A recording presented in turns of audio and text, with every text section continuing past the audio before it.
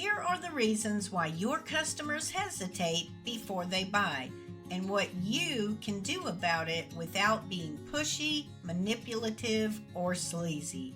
Because if you have ever watched someone get right to the edge of a purchase and then just disappear, you already know this pain.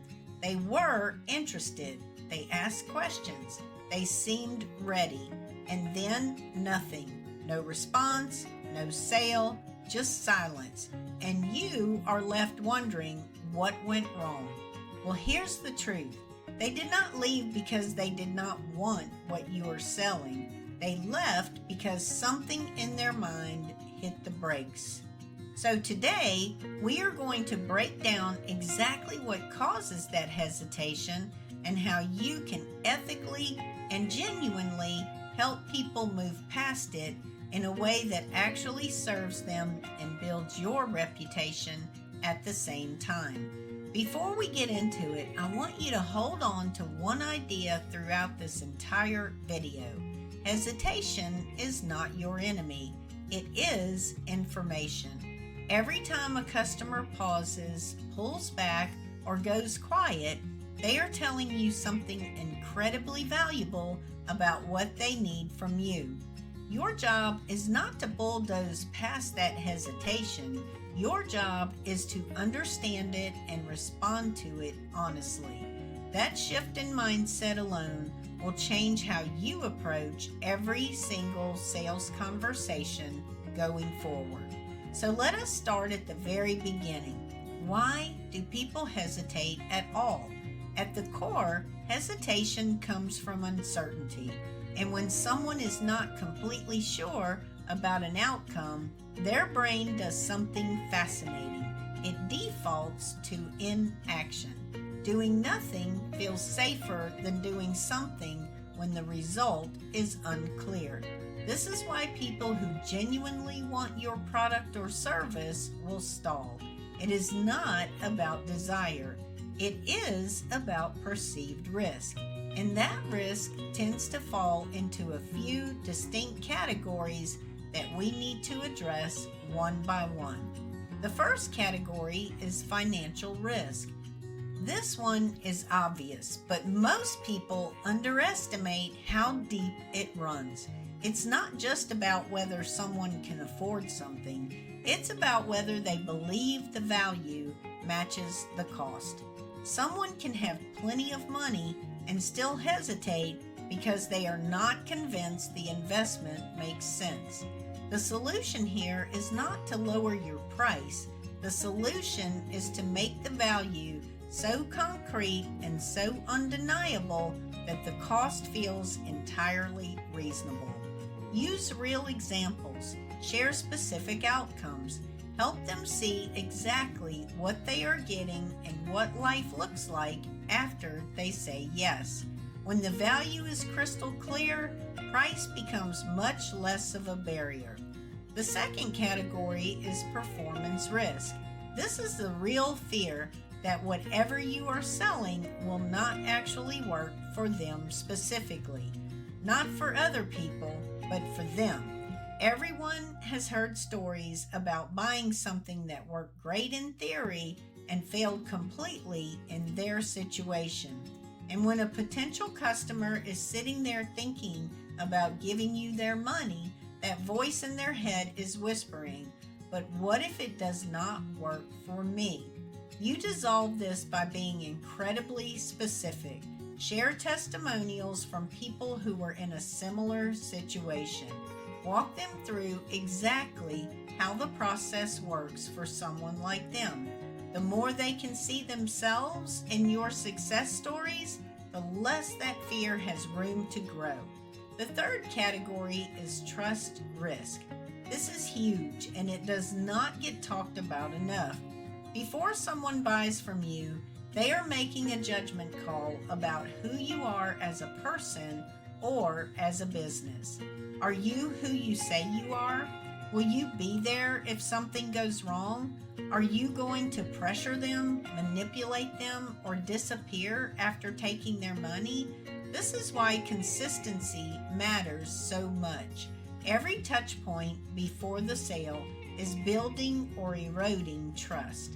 Your content, your responses, how you handle questions, how you talk about your competitors, all of that is adding up to a picture of who you are. And here is something counterintuitive. Being willing to tell someone when your product is not right for them will build more trust than any pitch ever could. When people sense that you genuinely have their interest at heart, the trust risk collapses. The fourth category is social risk. People care deeply about how their decisions are perceived by others. Buying something and having it fail or seem foolish to their friends, their family, or their colleagues is genuinely scary. This is especially true for bigger purchases or anything that involves public visibility. You address this by helping them feel that this is a smart, respected decision, not through hype, but through genuine credibility. Industry recognition, case studies, community belonging, all of these things signal that they are joining a group of thoughtful, successful people and not taking a gamble alone. Now let us talk about something that happens inside of every buying decision that most people in sales completely ignore. It is called decision fatigue, and it is the reason that perfectly interested customers sometimes just vanish without explanation. In a world where people are making hundreds of micro decisions every single day, adding another complex choice to their plate can literally feel exhausting. If your buying process is complicated, if there are too many options, if they have to figure out what they need before they can even talk to you, you are creating friction that will cost you sales. Simplicity is a sales strategy. Make it easy to understand, easy to decide, and easy to start. The fewer mental hurdles between interest and purchase, the more conversations you will see. There is also something called the status quo bias, and that plays a massive role in hesitation. People naturally resist change even when they know the change could benefit them. The current situation feels known. The future feels unknown, and the brain loves the known. And this is why someone can spend months complaining about a problem and still not take action to fix it. They have adapted to living with the discomfort. You need to paint a vivid picture of what life could look like on the other side of that decision. Not in a manipulative way, but in a genuinely inspired way. Help them feel the relief, the progress, and the possibility. And at the same time, gently help them to acknowledge what staying stuck is actually costing them. Not to scare them, but to give them a full, honest picture. Let us shift now to the actual conversations and what you do when you feel hesitation in real time. Because knowing the psychology is one thing, but applying it in the moment is where everything actually happens. When someone expresses doubt or goes quiet, the worst thing you can do is push harder. Pressure activates resistance. Instead, get curious. Ask open questions. What is holding you back? What would need to be true for this to feel like the right decision? What concerns do you have that we have not addressed yet? These questions do several things at once. They tell you exactly what objection you are dealing with. They show the person that you actually care about their thinking, and they slow the conversation down in a way that feels respectful rather than aggressive. People buy when they feel understood, not when they feel sold to. One of the most powerful things that you can do in any sales conversation is to acknowledge uncertainty instead of dismissing it.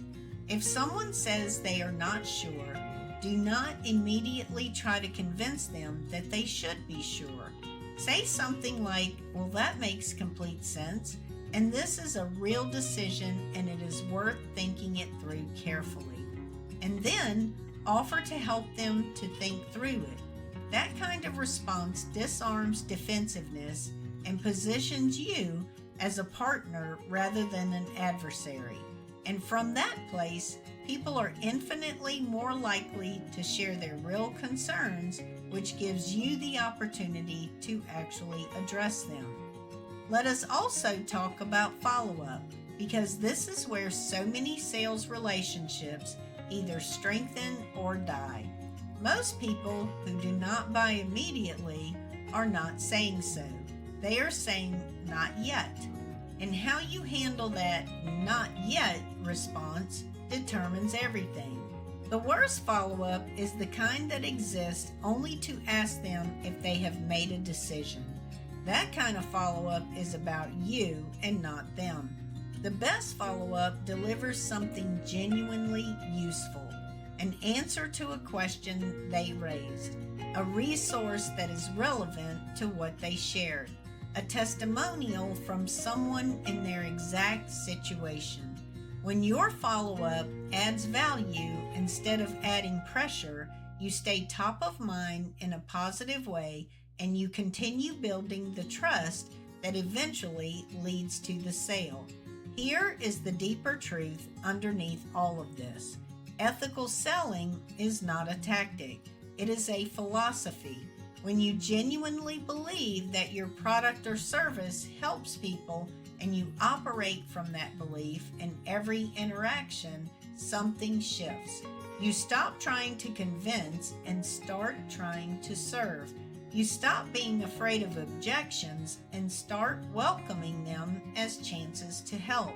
You stop measuring success by how quickly you can close someone, and you start measuring it by whether you actually help them to make the right decision for their life. And here is the beautiful irony. When you sell that way, you close more.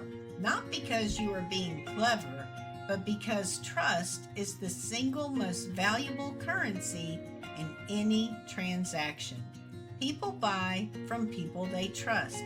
They come back to the people they trust. They refer their friends to people they trust. So the next time a customer hesitates, don't panic and don't push. Just get curious, be honest, and add value. And watch what happens when someone finally feels safe enough to say yes. If the information in this video resonates with you, be sure and subscribe, because we go deep into psychology topics every single week. And if you want to go deeper into the topic right now, be sure and look at the description where more free resources will be available. Thanks so much, and I'll see you in the next video.